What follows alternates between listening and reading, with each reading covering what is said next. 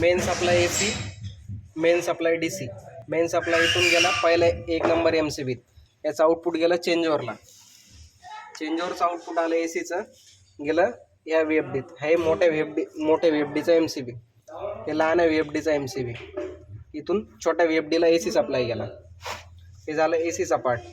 DC part, main DC इथं आलं, इथून या MCBत गेलं, इथून चेंजओव्हरला गेलं, चेंजओव्हरून वापिस आलं ह्या MCBत आणि याच्यात गेलं अमोल थांब. या मोठ्या MCBचा, मोठ्या VFDचा MCB.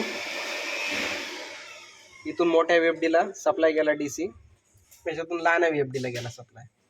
आता मोठ्या VFDचं आउटपुट आलं इथं, इथून आलं कनेक्टरवर.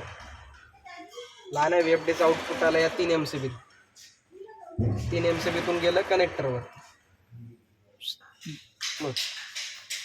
DC सप्लायवर टेस्टिंग घेताना ही MCB चालू करणे. ACचे MCB सर्व बंद.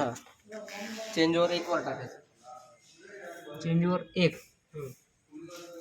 1 वर टाकलं, 4 नंबर उचलली की मोठा VFD चालू झाला पाहिजे.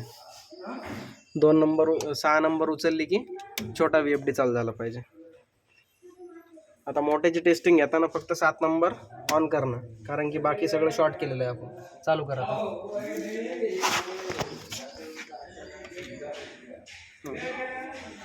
चालू झाला VFD, चालू झाली मोटर.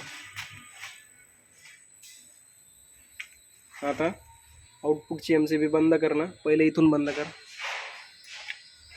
ही MCB बंद करणं, मेनची बंद करणं, नंतर 8 नंबर चालू करणं, VFD2 चालू करणं.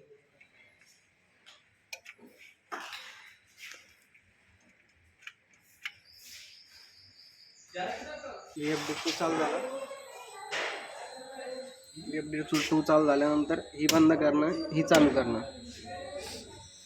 नंतर पुन्हा ही बंद करणं, ही चालू करणं. DC वर चालू आहे. DC वर AC सप्लाय आला. आता आउटपुट बंद करून टाकतो. टेम्परेचर मीटर सेट झालं का? करंट ट्रिप झालं. काढून